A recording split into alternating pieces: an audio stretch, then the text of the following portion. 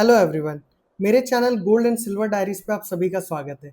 सबसे पहले तो मैं आप सबको बहुत बहुत धन्यवाद करना चाहूँगा क्योंकि आप लोगों ने बहुत ही अच्छा रिस्पांस मुझे दिया है और मेरे कंटेंट को काफ़ी पसंद किया आप लोगों ने।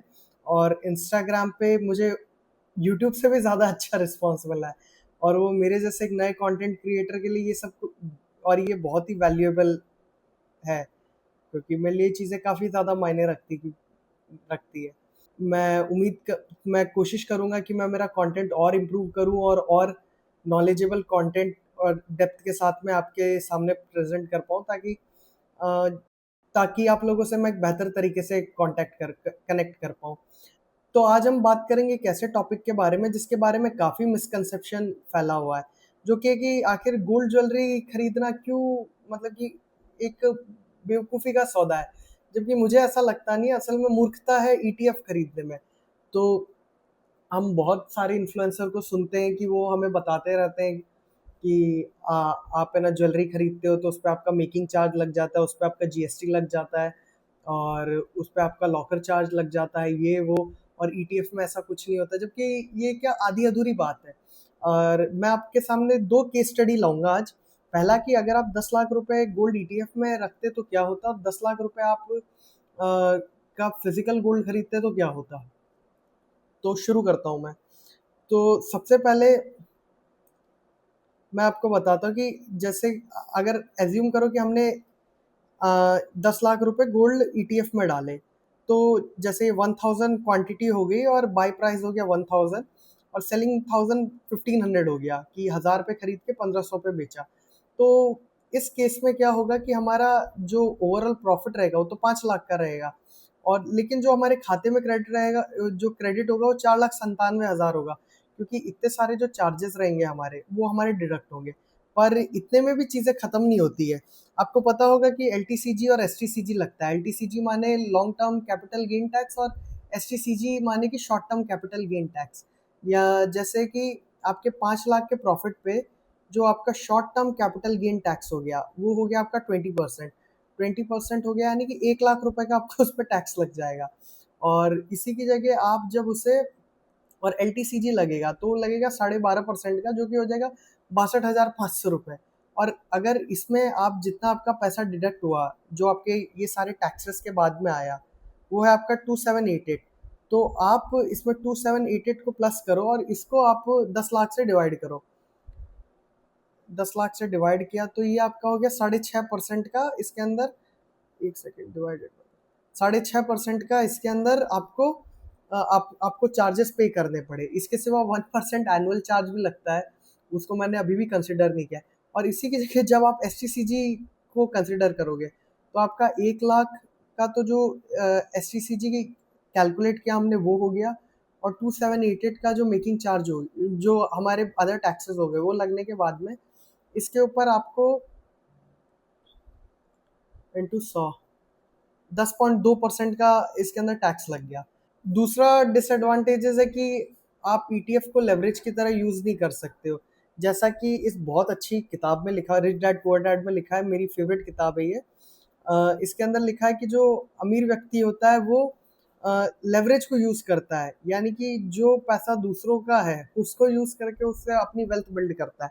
और उसको मैं थर्ड केस स्टडी में बताऊंगा आपको। सेकंड केस स्टडी में बताता हूँ कि अगर इसी की जगह आपने 10 लाख गोल्ड में फिजिकल गोल्ड में इन्वेस्ट किया होता तो क्या होता। अगर आपने 10 लाख को फिजिकल गोल्ड में इन्वेस्ट किया होता तो उसका मेकिंग रहता 7 से 14% डीपी वाला लेता है। और जो कल्याण ज्वेलर्स है उसमें एक स्कीम चल रही है जिसमें 19.5% तक की मेकिंग माफ है, वो मैंने एक वीडियो और बनाई है उसमें आप देख सकते हो। तो अगर इसी की जगह 10 लाख आपने इसमें इन्वेस्ट किया होता है और अगर आप एक डिसेंट अमाउंट यानी 10% की मेकिंग देते तो ये आपका 11 लाख हो जाता है। और इस पर जब आप जीएसटी भी पे करते हैं तो ये आपका कितना हो जाता है, 10 लाख 11,33,000 रुपये। माइनस कर दो इसमें से आप 10 लाख रुपए डिवाइडेड बाय 10 लाख इंटू 100, ये 13.3%। तो लगभग मोटा मोटी उतनी बात पड़ गई। पर अगर आप मेरा कि how to buy gold jewelleries at 0% making वाला वीडियो देखोगे तो उसमें आपको आप ये मेकिंग को भी घटा के ज़ीरो कर सकते हो। अब एज्यूम करो कि जो आपने गोल्ड ज्वेलरी खरीदनी थी उसको आपने खरीद लिया इस पे। और जो तीसरी केस स्टडी है वो है हमारी अ, कि how to leverage the physical gold. तो जो ईटीएफ से उसको आप कभी भी एज अ लेवरेज की तरह यूज नहीं कर सकते हो। उसके प्रति उसके अगेंस्ट आपको कभी भी लोन ग्रांट नहीं हो सकता है। तो एक थर्ड केस स्टडी है हमारी, एक सेकेंड, जिसके अंदर आपने इसी 10 लाख का जो गोल्ड है उसमें आपको H D F C bank जो है वो 7 लाख का लोन 70% का लोन दे देता है। तो कहता है 100,000 10,000 लाख। और ये हो गया आपका, वो आपको देता है सबसे कम 8.5% पे देता है। इसी की जगह एस बी आई 8.75 पे दे रहा है। 5 साल का लोन का टेन्योर है। और आपने जो टोटल इंटरेस्ट पे किया वो 161 किया, 161 किया इसके ऊपर 7 लाख पे। 694 डिवाइडेड बाय 7, 100,000 10,000 लाख इंटू 100। ये हो गया आपका 23%, और ये 5 साल का हो गया। तो आपने साल का अनुमान 4.61% इंटरेस्ट पे किया।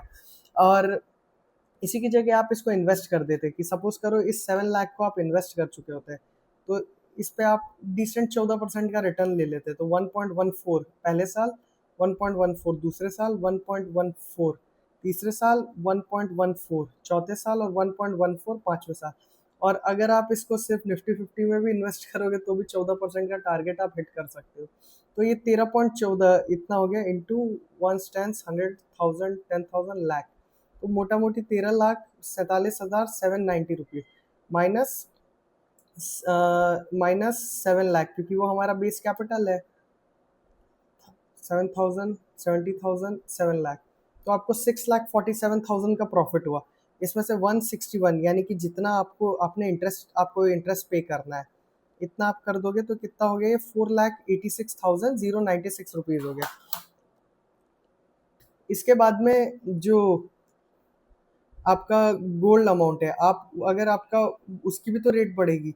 तो जैसे मैं एज्यूम करता हूँ कि अगले 5 साल में ज़्यादा नहीं, गोल्ड की रेट 50% बढ़ी, यानी कि 10 साल सालाना इतनी गोल्ड की क्या अनुमान रेट बढ़ती है। तो जो आपका 10 लाख का गोल्ड है इंटू 1.50, तो ये आपका 15 लाख हो गया, माइनस 1 लाख रुपए 10 लाख रुपए जो कि हमारा गोल्ड का रेट है, तो 5 लाख रुपए ये हो गया। और जो 486,096 जितने का हमारा प्रॉफिट हुआ सारा सब काट के, तो 9,86,000 का हमें प्रॉफिट हुआ। और इसमें से अगर मैं मेकिंग सब भी काट दूँ जो कि आ रही थी शायद 1,33,000 के लगभग, और उसमें भी मेन जो हमारा प्राइस लगा था वो लगा था मेकिंग में, लगा था जीएसटी में इतना कोई खास लगता नहीं है। तो वो मैंने आपको एक वीडियो में बता रखा है, तो उससे आप क्या और कम कर सकते हो। पर अभी एज्यूम करता हूँ कि आपने नहीं किया, तो कितना हो गया ये 1,33,000 इतना अगर काटेंगे तो हम तो हमने उसी अमाउंट पे जो 10 लाख का अमाउंट था उसमें हमें 85% का प्रॉफिट हुआ है, जो कि काफ़ी इजी एक अचीवेबल टारगेट था। तो आई होप आप समझ गए होंगे, और मेरे को नहीं लगता है कि और कोई क्वेरी या डाउट आपको होगा। और अगर कुछ है तो आप 1-to-1 में मेरे को इंस्टाग्राम पे भी डायरेक्ट फॉलो करके वहाँ से भी पूछ सकते हो। और मेरे अगर आपको मेरा कंटेंट सही में पसंद आता है तो इसे लाइक करना और कमेंट करना, क्योंकि इससे इसकी रीच बढ़ती है और मेरा क्या मोराल ऊपर उठता है। Thank you so much.